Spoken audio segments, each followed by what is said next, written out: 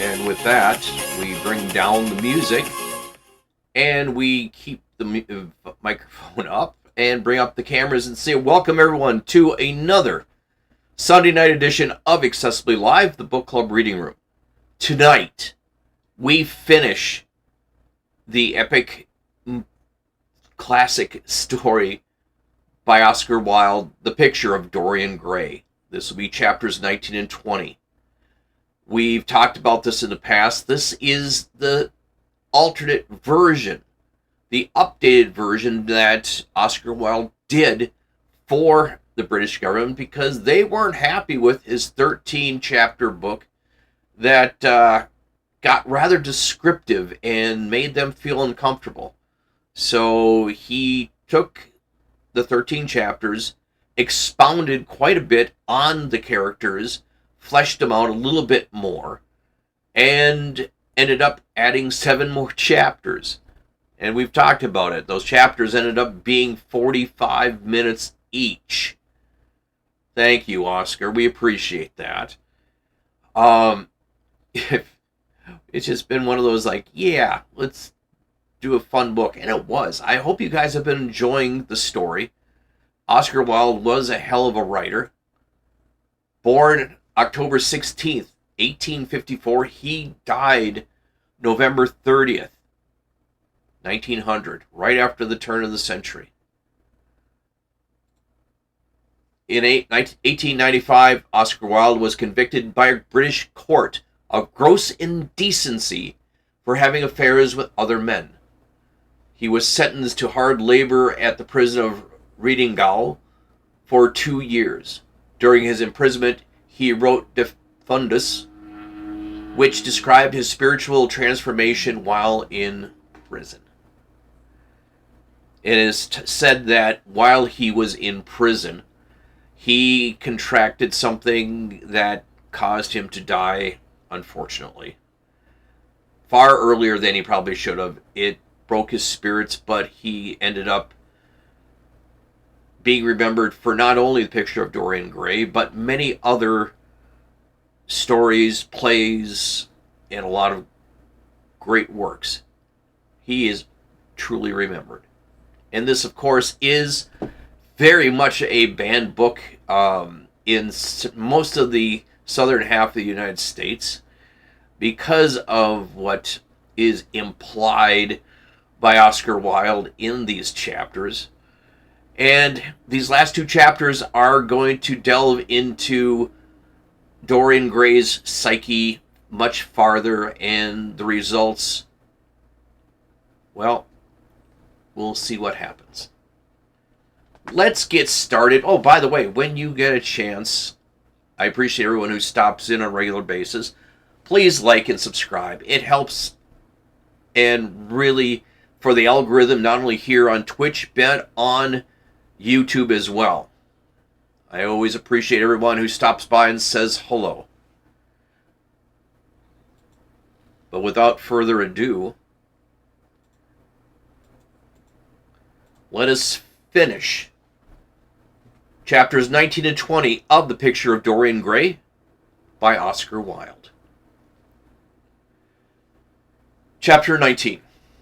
There is no use your telling me that you're going to be good, cried Lord Henry, dipping his white fingers into a red copper bowl filled with rose water. You are quite perfect. Pray don't change. Dorian Gray shook his head. No, Harry, I have done too many dreadful things in my life. I am not going to do any more. I began my good actions yesterday. Where were you yesterday? In the country, Harry. I was staying at a little inn by myself. My dear boy, said Lord Henry, smiling, anybody can be good in the country. There are no temptations there. That is the reason why people who live out in the town are so absolutely uncivilized. Civilization is not by any means an easy thing to attain to. There are only two ways by which man can reach it. One is being cultured, the other being corrupt. Country people have no opportunity of being either, so they stagnate. Culture and corruption, echoed Dorian. I have known something of both. It seems terrible to me that they should ever be found together. For I have a new ideal, Harry. I am going to alter. I think I have altered. You have not told me what your good action was, or what did you say you did more than one? Asked his companion as he spilled onto his plate a little crimson pyramid of seeded strawberries and threw a perforated shell-shaped spoon, snow-white sugar upon them. I can tell you, Harry, it is not a story I could tell to anyone else. I spared somebody. It sounds vain, but you understand what I mean. She was quite beautiful and wonderfully like Sybil Vane. I think it is that which first attracted me to her. You remember Sybil, don't you? How long ago it seems. Well, Hetty was not one of our own class, of course. She was simply a girl in a village. But I really loved her. I am quite sure that I loved her. All during this wonderful May that we have been having, I used to run down and see her 2 or 3 times a week. Yesterday she met me in a little orchard. The apple blossoms kept tumbling down on her hair, and she was laughing. We were to have gone away together this morning at dawn. Suddenly I determined to leave her as a flower like as I had found her. I should think that the novelty of emotion must have given you the thrill of real pleasure, Dorian, interrupted Lord Henry. But I can finish your ideal for you. You gave her good advice and broke her heart. That was the beginning of your reformation. Harry, you are terrible. Horrible. You mustn't say these dreadful things. Hetty's heart is not broken. Of course she cried and all that, but there is no disgrace upon her. She can live, like Perdita, in a garden of mint and marigold. And weep over the faithless Florizel, said Lord Henry, laughing as he leaned back in his chair. My dear Dorian, you have the most curiously boyish moods. Do you think this girl will ever really content now that with anyone of her own rank? I suppose she will be married some day to a rough carter or a grinning plowman. Well, the fact of having met you and loved you will teach her to despise her husband, and she will be wretched. From a mortal point of view, I cannot say that I think much of your great renunciation. Even as a beginning, it is poor. Besides, how do you know that Hetty isn't floating at the present moment in some starlit mill pond with lovely water lilies around her like Ophelia? I cannot bear this, Harry. You mock me at everything, and then suggest the most serious tragedies. I am sorry I told you now. I don't care what you say to me. I know I was right in acting as I did. Poor Hetty. As I rode past the farm this morning, I saw her white face at the window like a spray of jasmine. Don't let us talk about it any more, and don't try to persuade me that the first action I have done in years, the little bit of self-sacrifice I have ever known, is really a sort of sin. I want to be better. I am going to be better. Tell me something about yourself. What is going on in town? I have not been to the club in 4 days. The people are still discussing poor Basil's disappearance. I should have thought that they got tired of that by this time, said Dorian, pouring himself out some wine and frowning slightly. My dear boy, they have only been talking about it for 6 weeks, and the British public are really not equal to the mental strain of having more than one topic every 3 months. They have a very fortunate lately, however. They have had my own divorce case and Alan Campbell's suicide. Now they have got the mysterious disappearance of an artist. Scotland Yard still insists that the man in the grey ulster who left for Paris by midnight train on the 9th of November was poor Basil, and the French police declare that Basil never arrived in Paris at all. I suppose in about a fortnight we shall be told that he has been seen in San Francisco. It is an odd thing, but everyone who disappears is said to be seen in San Francisco. It must be a delightful city and possess all the attractions of the next world.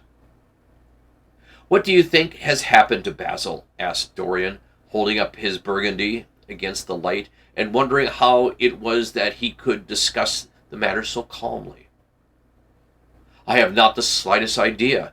If Basil chose to hide himself, it is no business of mine. If he is dead, I don't want to think about him. Death is the only thing that ever terrifies me. I hate it. Why? Said the younger man wearily. Because, said Lord Henry, passing beneath his nostrils the gilt of trellis of an open vinaigrette box, one can survive everything nowadays except that. Death and vulgarity are not only 2 facts of the 19th century that one cannot explain away. Let us have our coffee in the music room, Dorian. You can play Chopin for me. The man with whom my wife ran away played Chopin exquisitely. Poor Victoria. I was very fond of her. The house is rather lonely without her. Of course, married life is merely a habit, a bad habit, but then one regrets the loss of one's worst habits. Perhaps one regrets them the most. They are such an essential part of one's personality. Dorian said nothing, but rose from the table, and passing into the next room, he sat to the piano and let his fingers stray across the white and black ivory of the keys. After the coffee had been brought in, he stopped, and looking over at Lord Henry said, Harry, did it ever occur to you that Basil was murdered? Lord Henry yawned. Basil was very popular and always wore a Waterbury watch. Why should he have been murdered? He is not clever enough to have enemies. Of course, he had a wonderful genius for painting, but a man can paint like Velázquez and yet be as dull as possible. Basil was really rather dull. He only interested me once, and that was when he told me years ago that he had a wild adoration for you and that you were the dominant motive for his art. I was rather fond of Basil, said Dorian with a note of sadness in his voice. But don't people say that he was murdered? Oh, some of the papers do. It does not seem to me to be at all probable.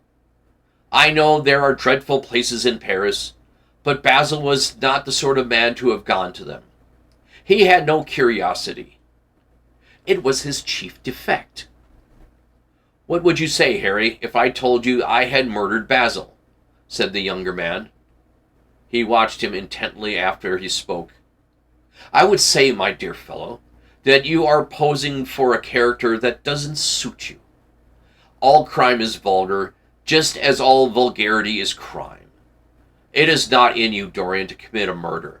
I am truly sorry if I hurt your vanity by saying so, but I assure you it is. Crime belongs exclusively to the lower orders. I don't blame them in the smallest degree. I should fancy that crime was to them what art is to us, simply a method of procuring extraordinary sensations. A method of procuring sensations? Do you think then that a man who has once committed a murder could possibly do the same crime again? Don't tell me that. Oh, anything becomes a pleasure if one does it too often, cried Lord Henry, laughing. That is one of the most important secrets of life. I should fancy, however, that the murder is always a mistake. One should never do anything that one cannot talk about after dinner. But let us pass from poor Basil. I wish I could believe that he had come to such a really romantic end as you suggest, but I can't. I dare say he fell into the Seine off an omnibus, and that the conductor hushed up the scandal. Yes, I should fancy that was his end. I see him lying now on his back under those dull green waters, with heavy barges floating over him, and long weeds catching into his hair. Do you know, I don't think he would have done much more good work. During the last 10 years, his painting had gone off very much. Dorian sighed heavy, and Lord Henry strolled across the room and began to stroke the head of a curious Java parrot, a large gray-plumed bird with pink crest and tail that was balancing itself upon a bamboo perch. As his pointed fingers touched it, it dropped the white scarf that crinkled lids over its black glass-like eyes and began to sway backwards and forwards. Yes, he continued, turning around and taking his handkerchief out of his pocket. His painting had quite gone off. It seemed to me he had lost something. It had lost an idea. When you and he ceased to be great friends, he ceased to be a great artist. What was it separated you? I suppose he bored you. If so, he never forgave you. It is a habit bores have. By the way, what has become of that wonderful portrait he did of you? I don't think I have ever seen it since he finished it. Oh, I remember you telling me years ago that you sent it down to Selby, and they had gotten mislaid or stolen on the way. You never got it back? What a pity. It was really quite a masterpiece. I remember I wanted to buy it. I wish I had now. It belonged to Basil's best period. Since then, his work was that curious mixture of bad painting and good intentions that always entitles a man to be called a representative British artist. Did you advertise for it? You should. I forgot, said Dorian. I suppose I did, but I never really liked it. I am sorry I sat for it. The memory of the thing is hateful to me. Why do you talk about it? It used to remind me of those curious lines in some play, Hamlet, I think. How do they run? Like the painting of a sorrow, a face without a heart. Yes, that is what it was like. Lord Henry laughed. If a man treats life artistically, his brain is his heart, he answered, sinking into an armchair. Dorian shook his head and struck some soft chords on the piano. Like the painting of a sorrow, he repeated. A face without a heart. The elder man lay back and looked at him with half-closed eyes. By the way, Dorian, he said with a pause, what does it profit a man if he gain the whole world and lose? How does the quotation run? His own soul.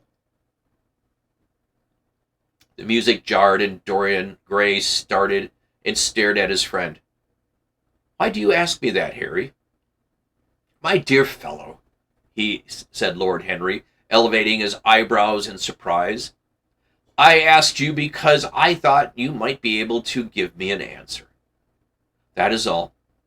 I was going through the park last Sunday, and close by the Marble Arch, and there stood a little crowd of shabby-looking people listening to some vulgar street preacher. As I passed by, I heard the man yelling out the question to his audience. It struck me as rather dramatic. London is very rich in curious effects of that kind.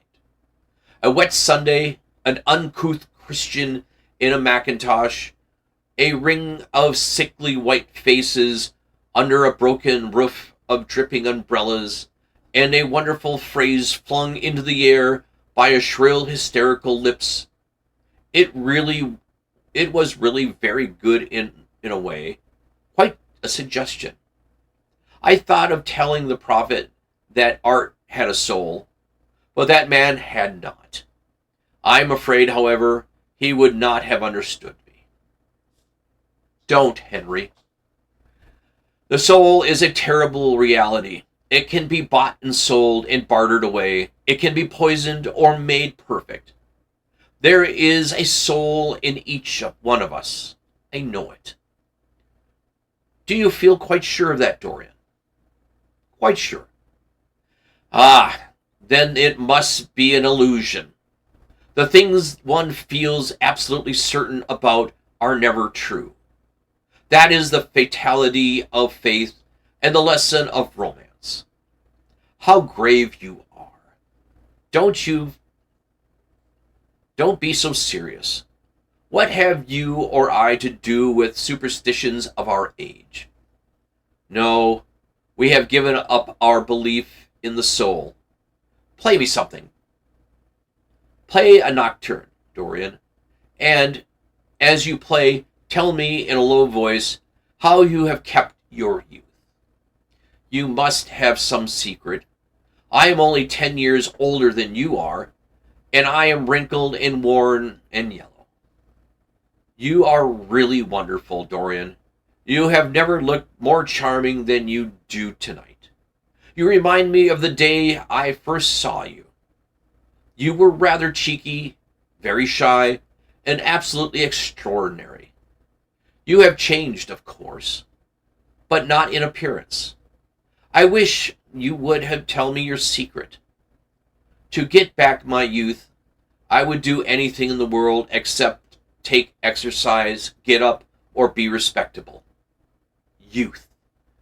There is nothing like it. It's absurd to talk of the ignorance of youth.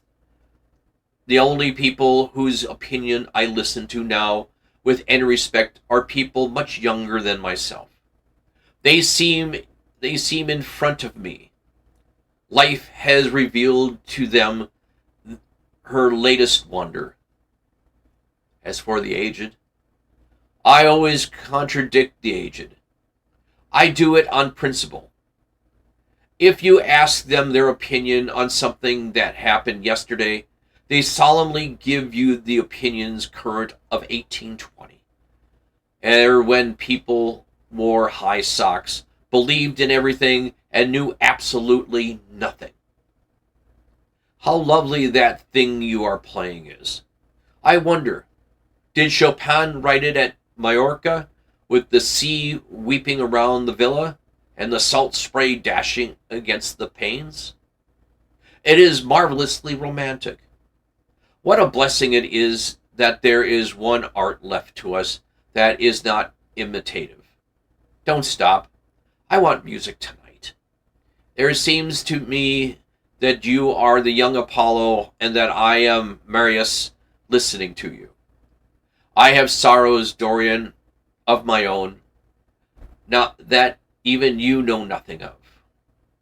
The tragedy of old age is one that is not one is old, but that one is young.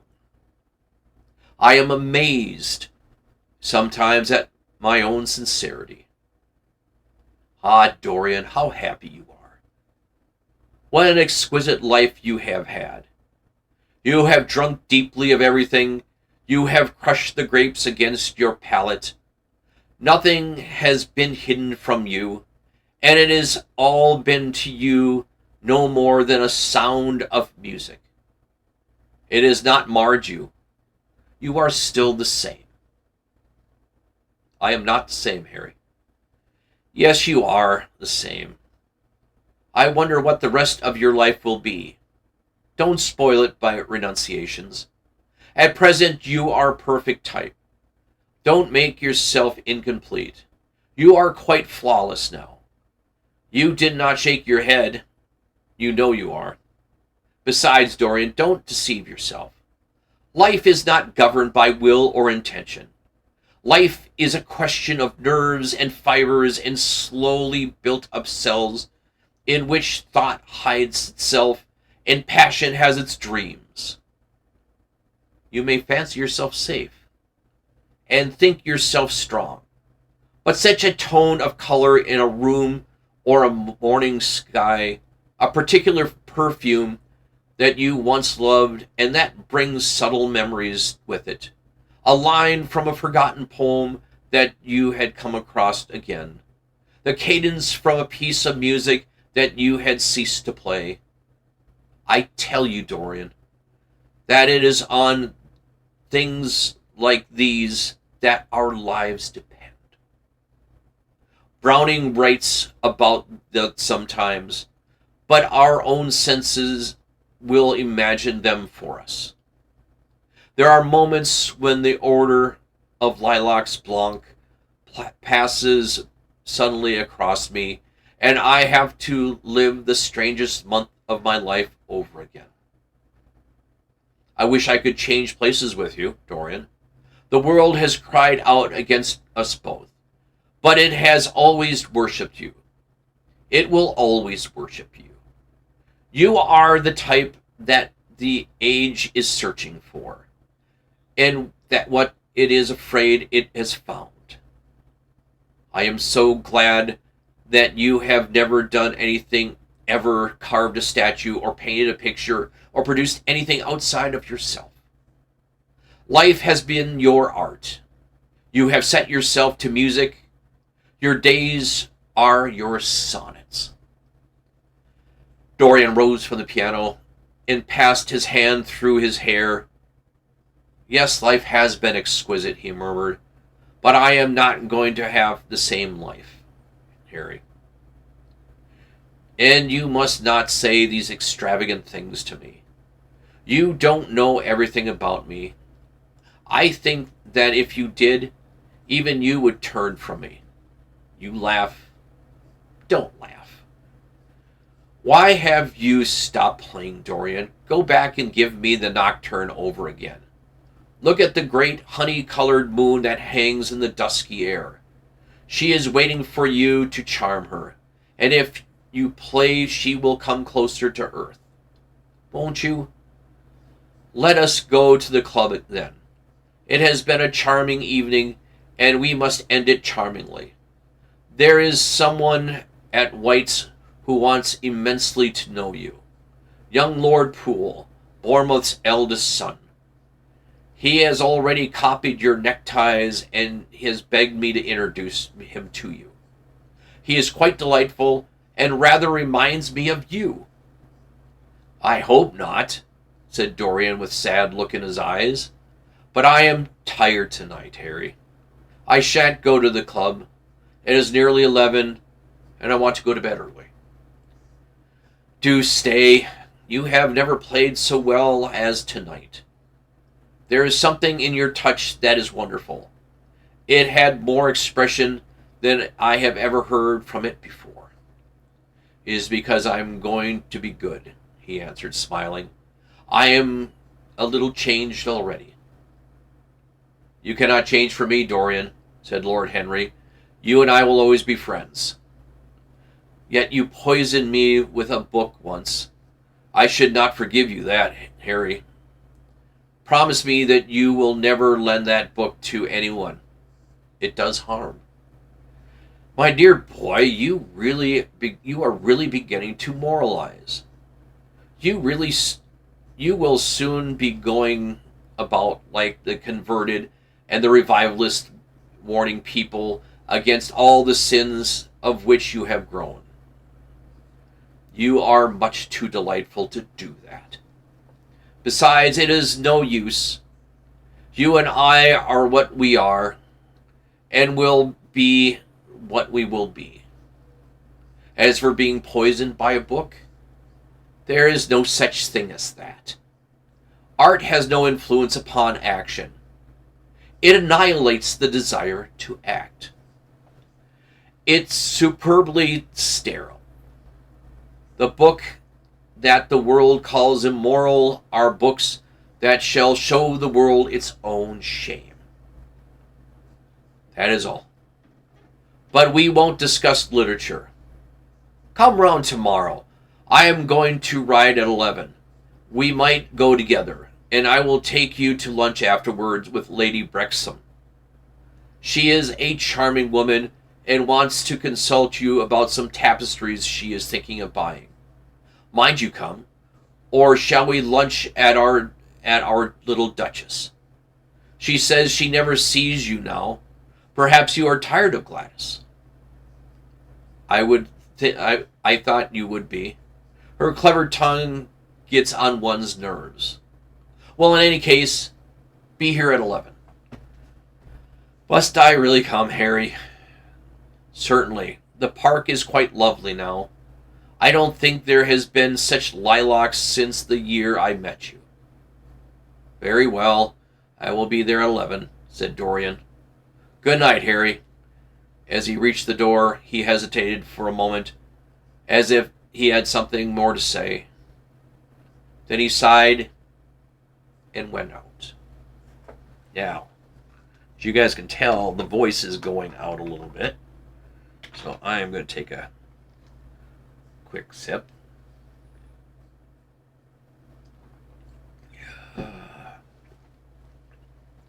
Chapter 20 of The Picture of Dorian Gray. It was a lovely night, so warm that he threw his coat over his arm and did not even put his silk scarf around his throat.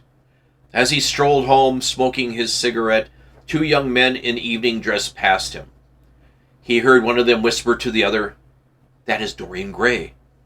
He remembered how pleased it used to be when he was pointed out or stared at or talked about. He was tired of hearing his own name now. Half the charm of the little village where he has been so often lately was that no one knew who he was. He had often told the girl whom he had lured to love him that he was poor, and she had believed him. He had once told her that he was wicked, and she laughed at him and answered that wicked people were always very old and very ugly. What a laugh she had. Just like a thrush singing. And how pretty she was in her cotton dress and her large hats. She knew nothing, but she had everything he had lost. When he reached home, he found his servant waiting up for him. He sent him to bed, threw himself down on the sofa in the library, and began to think over some of the things that Lord Henry had said to him. Was it really true that one could never change? He felt a wild longing for the unstained purity of his boyhood. His rose-white boyhood, as Lord Henry had once called it. He knew he had tarnished himself, filled his mind with corruptions, and given horror to his fancy, and he had been an evil influence to others, and had experienced a terrible joy in being so. And that the lives that had crossed his own, it has been the fairest and the most full of promise that never had brought to shame. But was it all irrevocable? Was there no hope for him? Ah, in what a monstrous moment of pride and passion he had prayed that the portrait should bear the burden of his days, and he kept the unsullied splendor of eternal youth. All his failure had been due to that. Better for him that each sin of his life had been brought to its pure, swift penalty for all along it with it. There was purification in punishment. Not forgive us our sins, but smite us for our iniquities, should be the prayer of man to most just God. And curiously, carved mirror that Lord Henry had given to him so many years ago was standing at the table, and the white-limbed cupids laughed around its old.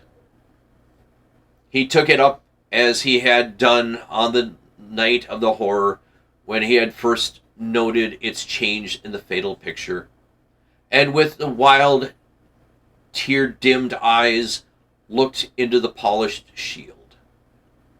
Once, someone had terribly loved him and had written him a mad letter ending with these adulterous words: "The world is changed because you are made of ivory and gold. The curves of your lips rewrite history." The phrase came back to his memory, and repeated them over and over to himself. Then he loathed his own beauty and flung the mirror on the floor, crushing it into silver splinters beneath his heels. It had been his beauty that had ruined him, his beauty and his youth that he prayed for. But for those two things his life have been free from stain. His beauty had been to mask him but a mask, his youth but a mockery. What was youth at best? A green, an unripe time, a time of shallow moods and sickly thoughts. Why had he worn its livery? Youth had spoiled him. It was better not to think of the past. Nothing could alter that. It was of himself and his own future he had to think. James Vane was hidden in a nameless grave in Selby churchyard. Alan Campbell had shot himself one night in his laboratory, but had not revealed the secret that he had been forced to know. The excitement, such as it was over Basil Hallward's disappearance, would soon pass away. It was already waning. He was perfectly safe there. Nor, indeed, was it the death of Basil Hallward that weighed most upon his mind. It was the living death of his own soul, and that troubled him. Basil had painted the portrait that had marred his life. He could not forgive him that. That the portrait had done everything. Basil had said things to him that were unbearable, and that he had yet borne with patience. The murder had been simply the madness of a moment. As for Alan Campbell, his suicide had been his own act. He had chosen to do it. It was nothing to him. A new life. That was what he wanted. That was what he was waiting for. Surely he had begun it already. He had spared one innocent thing, at any rate. He would never again tempt innocence. He would be good.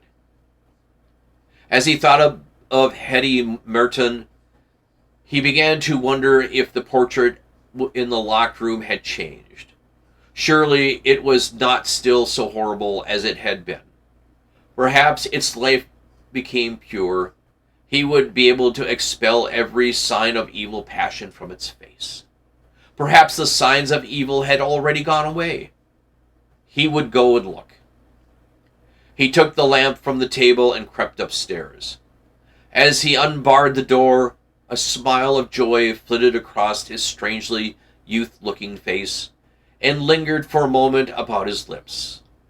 Yes, he would be good, and the hideous thing that had been hidden away would no longer be terror to him. He felt as if the load had been lifted from him already. He went in quietly, locking the door behind him. As he was his custom, and dragged the purple hanging from the portrait. A cry of pain and indignation broke from him. He could see no change, save that in the eyes there was the look of cunning, and in the mouth the curved wrinkle of a hypocrite. The thing was still loathsome, most loathsome, if possible, than before. And the scarlet dew that spotted the hand seemed brighter and more like blood newly spilt. Then he trembled.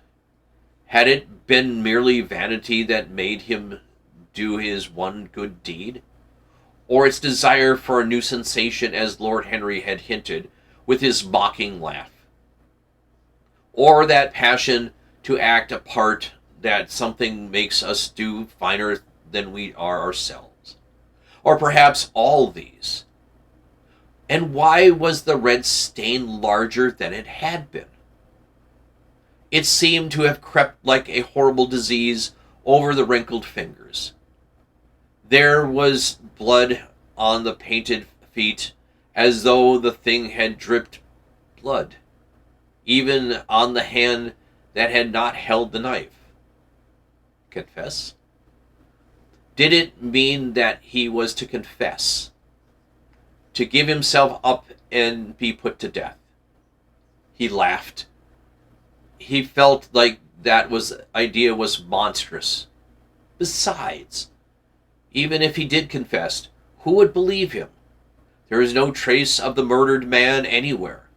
Everything belonging to him had been destroyed. He himself had burned what had been below stairs. The world would simply say that he was mad. They would shut him up if he persisted in the story. Yet it was his duty to confess, to suffer public shame, and to make public atonement. There was a God who called upon men to tell their sins to the earth, as well as to heaven. Nothing that he could do would cleanse him until he had told his sin. His sin. He struggled his shoulders. The death of Basil Hallward seemed very little to him. He was thinking of Hetty Merton, for it was an unjust mirror, just a mirror of his soul, that he was looking at. Vanity? Curiosity? Hypocrisy? Had there been nothing more in his renunciation than that? There had been something more. At least he thought so. But who could tell? No, there had been nothing more. Though vanity had spared her, in hypocrisy he had worn the mask of goodness. For curiosity's sake he had tried the denial of self. He recognized that now. But his murder, was it to dog him all his life? Was it always to be burdened by his past? Was he really to confess? Never. There was only one bit of evidence left against him. The picture himself. Greetings to Mr. Billy, who's watching. Once it had given him pleasure to watch it changing and growing old. Of late, he had felt no such pleasure. It had kept him awake at night. When he had been away, he had been filled with terror lest other eyes should look upon it. It had brought melancholy across his passions. His mere memory had marred many moments of joy. It had been like conscience to him. Yes, it had been conscious. He would destroy it. He looked around and saw the knife that stabbed Basil Hallward. He had cleaned it many times till there was no stain left upon it. It was bright and glistened. As it had killed the painter, so it would kill the painter's work. And all that meant. It would kill the past, and when that was dead, he would be free. It would kill his monstrous soul life, and without its hideous warnings, it would be at peace. He seized the thing and stabbed the picture at once. There was a cry heard, a crash. A cry was so horrible in its agony that the frightened servants woke and crept out of their rooms. Two gentlemen who were passing in the great square below stopped and looked up the great house. They walked on until they met a policeman and brought him back. The man rang the bell several times, but there was no answer. Except for a light in one of the top windows, the house was all dark. After a time, he went away and stood in the adjoining portico and watched. "Whose house is that, constable?" asked the elder of the two gentlemen. "Mr. Dorian Gray's, sir," answered the policeman. Inside one of the servants' part of the house, the half-clad domestics were talking low whispers to each other. Old Mrs. Leaf was crying, wringing her hands. Francis was as pale as death. After about a quarter of an hour, he got the coachman and one of the footmen and crept upstairs. They knocked, but there was no reply. They called out. Everything was still. Finally, after vainly trying to force the door, they got on the roof and dropped onto the balcony. The windows yielded easily. Their bolts were old.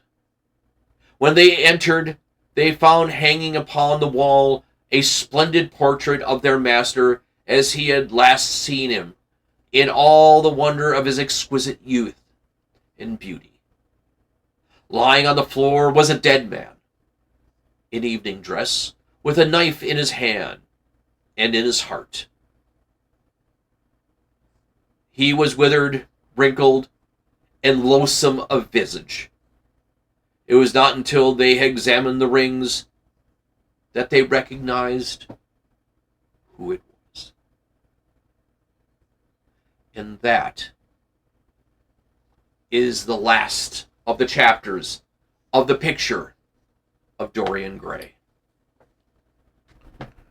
Dorian, in the end, thought he could expel his demons, and his demons were ever a part of him and the painting. I hope you liked it. I hope you guys enjoyed, especially the last few chapters of The Picture of Dorian Gray.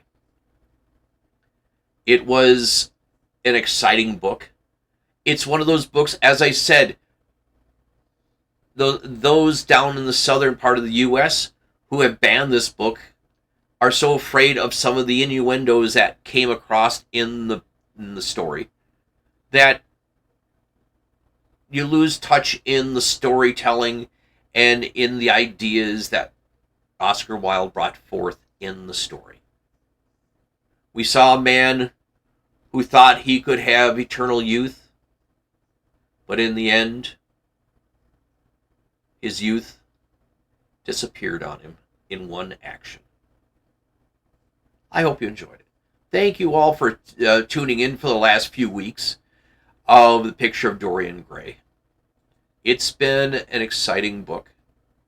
Don't forget, if you guys want to say hi, let me know. JoelK_OG at protonmail.com. Let me know where you guys are watching from. We have a little bit of fun next week because we've been reading The Picture of Dorian Gray for quite a while now. We're going to throttle things back just a little bit and have a little bit of fun with our stories. In fact, we're going to tell some ancient stories, or shall we say, some fables. Because next week, we're going to go back in time, the time of the Greeks, and the time of Aesop. Because next week, we will be reading some of Aesop's fables here on Accessibly Live, the book club reading room. Hope you guys stop by and enjoy the readings along with me. Don't forget to, when you get a moment, like and subscribe. I appreciate everybody who stops in on a regular basis. Mr. Billy, who stopped in, and I appreciate him always when he stops in to say hello. And everyone else too. You have, if you ever want to, say hello to me on the stream chat. It will try our best to say hello.